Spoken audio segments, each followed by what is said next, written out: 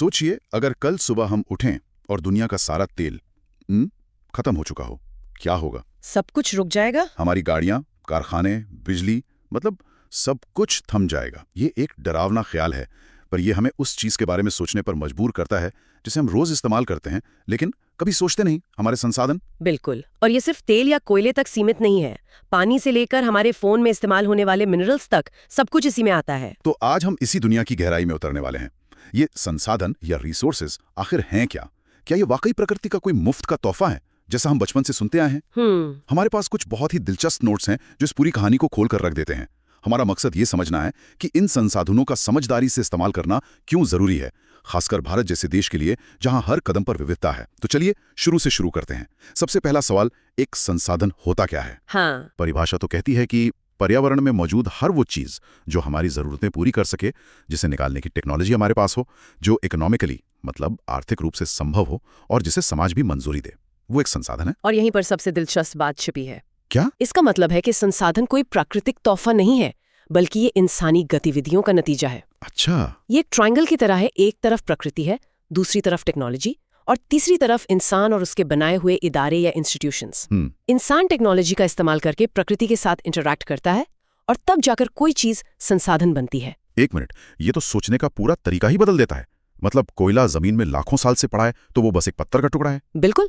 जब इंसान उसे निकालने और उससे ऊर्जा बनाने की टेक्नोलॉजी बना लेता है, तब जाकर वो एक संसाधन बनता है। हाँ। इसका मतलब हम संसाधन बनाते हैं, हमें ये सिर्फ मिलते नहीं है। अरे वाह। एग्जैक्टली। और इंसान खुद इस प्रोसेस का सबसे जरूरी हिस्सा है। इसी समझ को और गहरा करने के लिए इन संसाधनों को अलग अलग कैटेगरीज में बांटा गया है। हाँ, ये वर्गीकरण या क्लासिफिकेशन वाला हिस्सा मुझे हमेशा थोड़ा स्कूल के दिनों की याद दिलाता है। लेकिन मुझे लगता है इसे समझने का कोई और बेहतर तरीका होगा। जरूर है। इसे लिस्ट की तरह देखने के बजाय इसे एक टूल किट की तरह देखिए। अच्छा। जैसे एक आधार है कि वे चीजें कहाँ से आई। क्या वे बायोटिक है, यानी जीवित चीजों से बनी है जैसे लकड़ी, या एबायोटिक यानी निर्जीव चीजों से जैसे लोहा या पत्थर। ठीक है।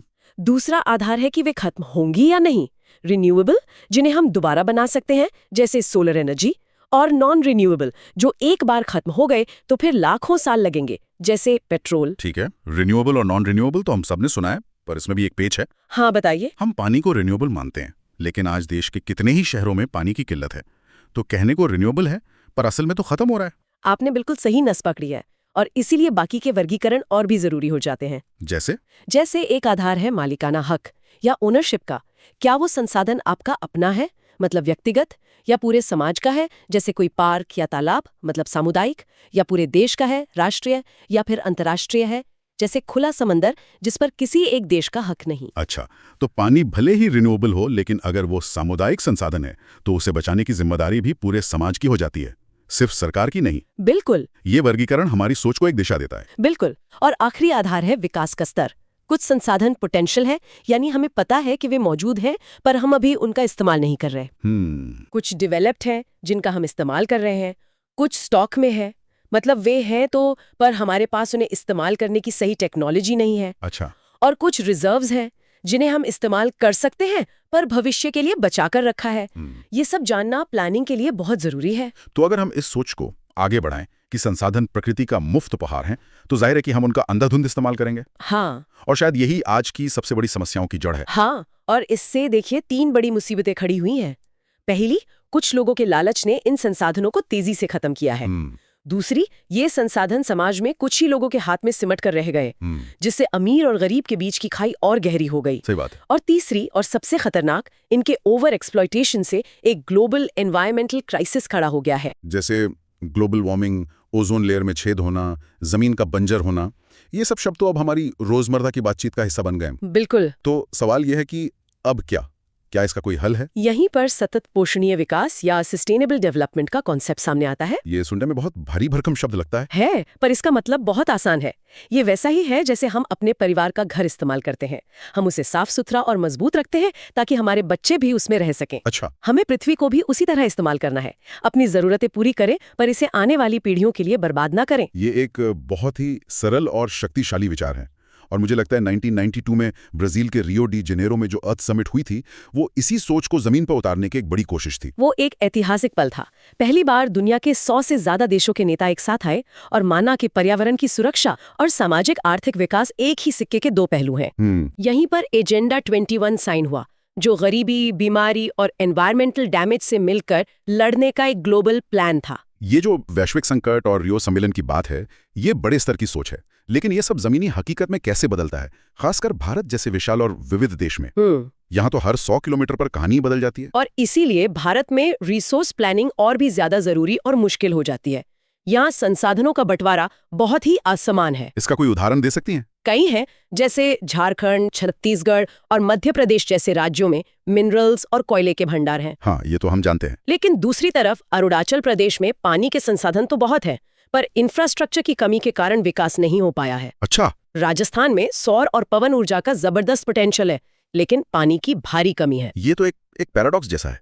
मतलब पानी है पर प्यास बुझाने का सिस्टम नहीं है। बिल्कुल। या कोयला है पर उससे निकाल कर विकास करने का सही तरीका नहीं है। हाँ, ये सिर्फ संसाधन होने और संसाधन का उपयोग कर पाने में जमीन आसमान का फर्क दिखाता है, और सिर्फ उपलब्धता ही काफी नहीं है। मतलब इतिहास गवाह है कि जिन देशों के पास बेहतर टेक्नोलॉजी थी, उन्होंने संसाधन से भरे देशों पर कब्जा किया और उनका शोषण किया। सही बात है। किसी भी इलाके के विकास के लिए संसाधनों के साथ साथ सही टेक्नोलॉजी, स्किल्ड लोग और मजबूत इंस्टीट्यूशंस का होना भी जरूरी है। तो फिर भारत में ये प्लानिंग की कैसे जाती है?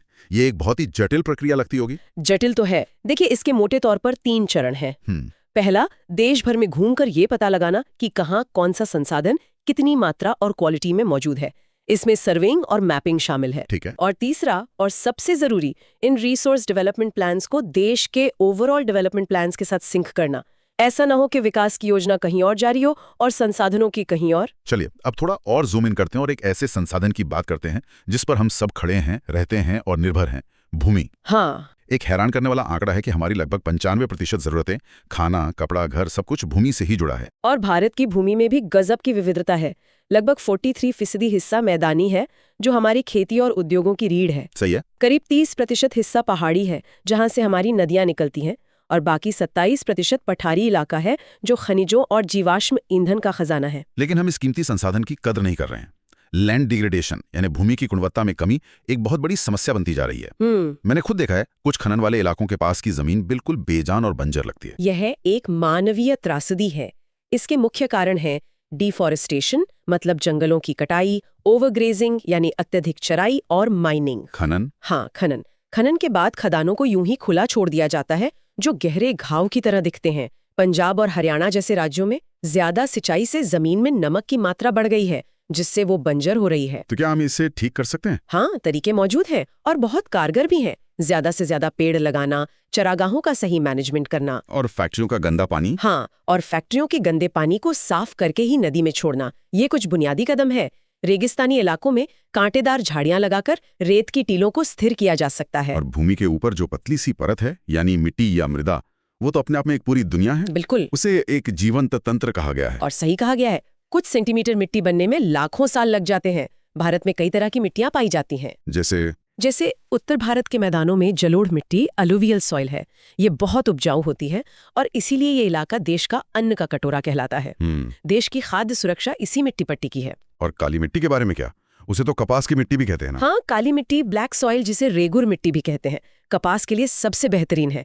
ये दक्कन के पठारी इलाकों में पाई जाती है। अच्छा। इसका मतलब है कि भारत का पूरा कपड़ा उद्योग का एक बड़ा हिस्सा जमीन के इसी एक प्रकार पर निर्भर है। ये एक सीधा कनेक्शन है कि हमारे पैरों के नीचे की जमीन हमारे पहने हुए कपड़ों को कैसे तय करती है। ये कमाल का नजरिया है। बाकी मिट्टियों के बारे में भी कुछ खास है क्या? जरूर। लाल और पीली मिट्टी कम बारिश वाले इलाकों में मिलती है। लेटेराइट मिट्टी वहां बनती है जहां तापमान भी ज्यादा हो और बारिश भी बहुत हो। ये चाय और कॉफी के लिए बेहतरीन है। तभी तो कर्नाटक, केरल और तमिलनाडु में चाय कॉफी के बागान इसी मिट्टी पर है। बिल्कुल। और रेगिस्तानी मिट्टी, एरिड सॉइल, रेतीली होती है, पर सही सिंचाई से, जैसा पश्चिमी राजस्थान में हो रहा है, उसे भी उपजाऊ बनाया जा सकता है। लेकिन ये सारी कीमती मिट्टी बह भी तो रही है। सॉइल इरोजन यानी मृदा अपरदन एक और बड़ी चुनौती है। हाँ, हवा और पानी से मिट्टी की ऊपरी परत का कटकर बह जाना ही सॉइल इरोजन है। लेकिन इसे रोकने के लिए हमारे पूर्वजों ने कई शानदार तरीके इजाद किए हैं। जैसे कि वो सीढ़ीदार खेत। हाँ, पहाड़ों में सीढ़ीदार खेत, वे देखने में तो सुंदर लगते हैं, पर ये जानना कमाल है कि उनकी बनावट का मुख्य कारण सिर्फ खेती नहीं, बल्कि पानी के बहाव को धीमा करके मिट्टी को बहने से रोकना है।